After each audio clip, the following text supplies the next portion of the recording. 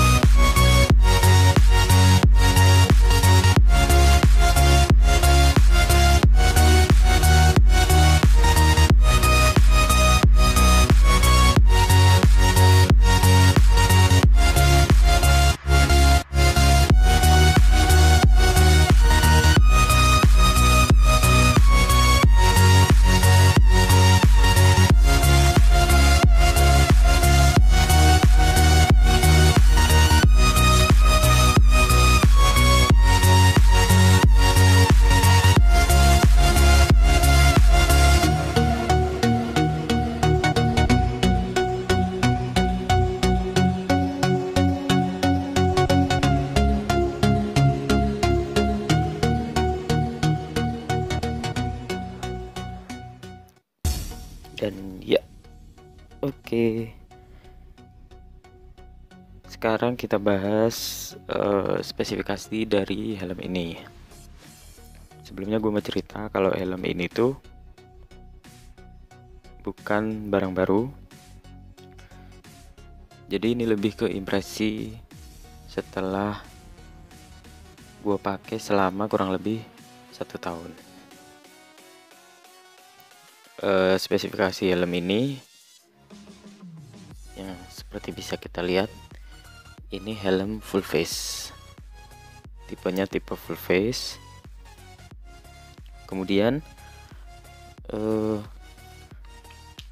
merek KYT seri Vendetta ini replika dari helm Xavier Simeon, pebalap di MotoGP. Kemudian helm ini sudah sertifikasi DOT, yaitu internasional. Kalian bisa lihat di sebelah sini. Ya, ini sini sudah sertifikasi helm standar internasional. Tentunya ini juga sudah SNI. Kemudian fitur-fitur apa yang dibawa di helm ini? Oke, dari bagian luar kita bisa lihat kalau di bagian depan ini itu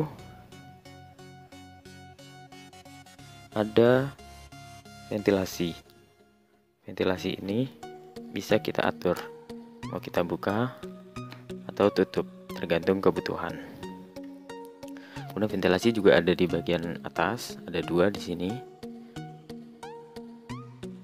Ya, begini cara bukanya. Satu juga. Ya, seperti itu. Dan ada satu lagi di bagian belakang. Bagian ini juga kita bisa atur buka tutupnya. Ini terbuka, ini tertutup. Oh iya, tenang saja, debu akan tersaring ketika ventilasi ini kita buka. Karena kalau kalian perhatikan, itu di bagian dalamnya ada sebuah kayak jaring gitu guys. Nah, itu mereka menyaring debu-debu, tentunya debu yang ukurannya tidak terlalu kecil. Tapi kalau debu yang ukurannya sangat kecil mungkin masih bisa masuk. Tapi helm ini menawarkan solusi lagi ketika helm sudah kotor, yaitu padding ini bisa dicopot, jadi mudah dicuci, bisa diganti juga. Kalau misal sudah lama, sudah usang, kalian bisa langsung datang ke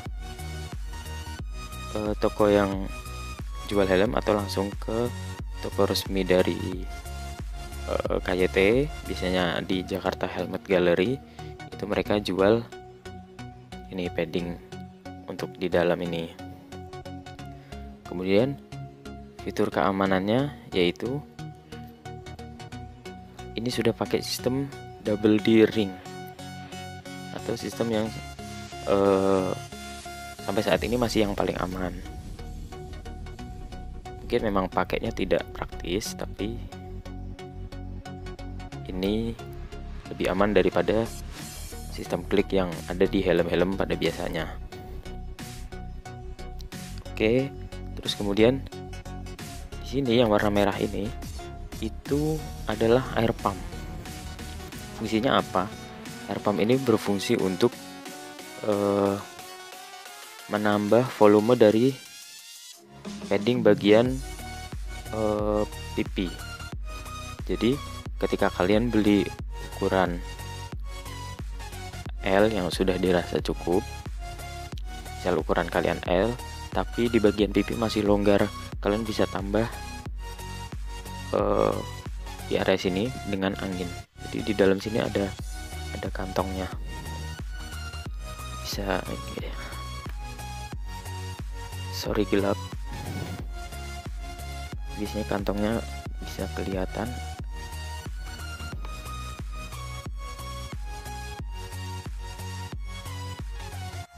Kalau kalian lihat ini ada yang berwarna silver, itu kantong angin. Nah, kantong angin itu dapat diisi dengan cara memompa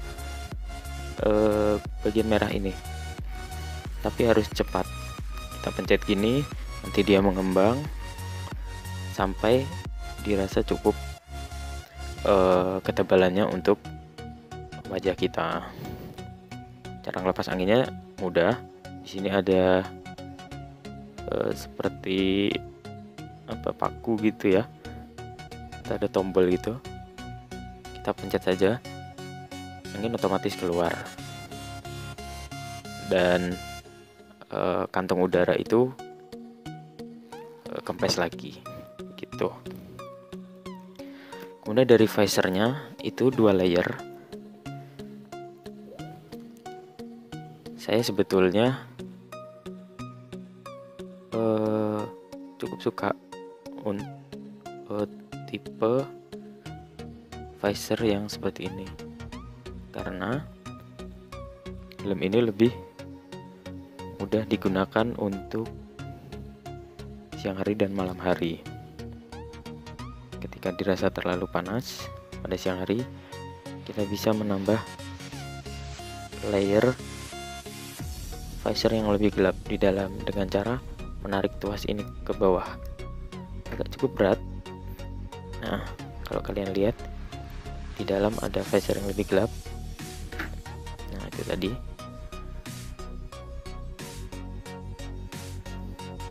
Dan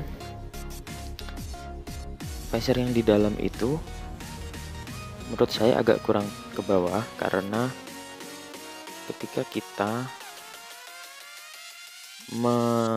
menggunakan visor yang dalam, yang gelap, itu masih tersedia rongga. Nah, kalian bisa lihat itu. Nah, rongga itu menurut saya masih cukup mengalirkan cahaya yang banyak, jadi enggak terlalu gelap. Menurut saya kurang, seharusnya bisa lebih diturunkan lagi, jadi lebih mengurangi cahaya yang masuk ke mata. Tapi selera orang lain-lain. Kalau menurut saya kurang.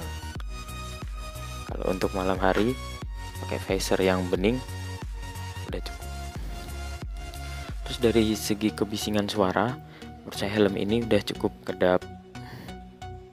Suara dari luar dia cukup teredap suaranya, cukup oke. Harganya waktu saya beli itu sekitar 1 tahun lalu itu 850.000 di Jakarta Helmet Gallery Jakarta Barat. Lokasinya di Jalan Panjang. Kalian bisa searching alamatnya. Kalau untuk desain, kenapa saya memilih yang ini? Menurut saya untuk sebuah alat berkendara itu kalau bisa itu yang warnanya lebih mentereng, karena menurut saya lebih safety aja gitu.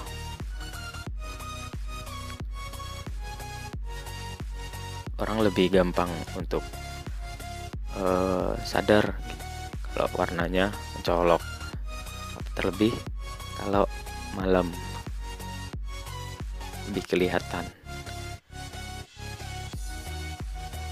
Setahu saya ada 2 tipe. Yang pertama Xavier Simeon ini, terus yang kedua Andrea Iannone, warnanya hitam. Oh iya, untuk penghawaannya cukup, ya nggak bisa dibilang dingin juga, nggak bisa dibilang panas juga, tergantung kondisi. Kalau kondisi siang hari rasanya panas sekali. Kemudian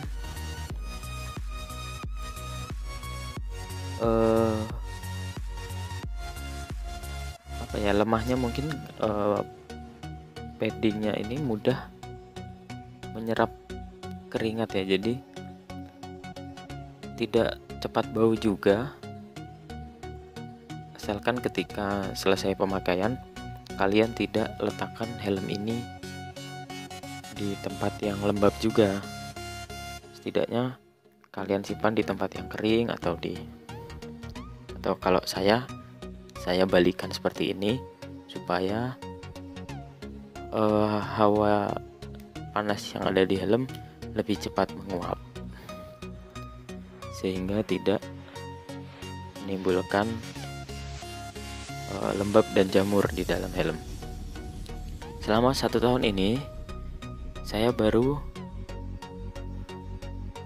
mencuci cuma 1 kali, karena memang helm ini tidak terlalu sering saya gunakan dan tidak cepat bau. Oke, untuk fitur seperti scratch resistant ini itu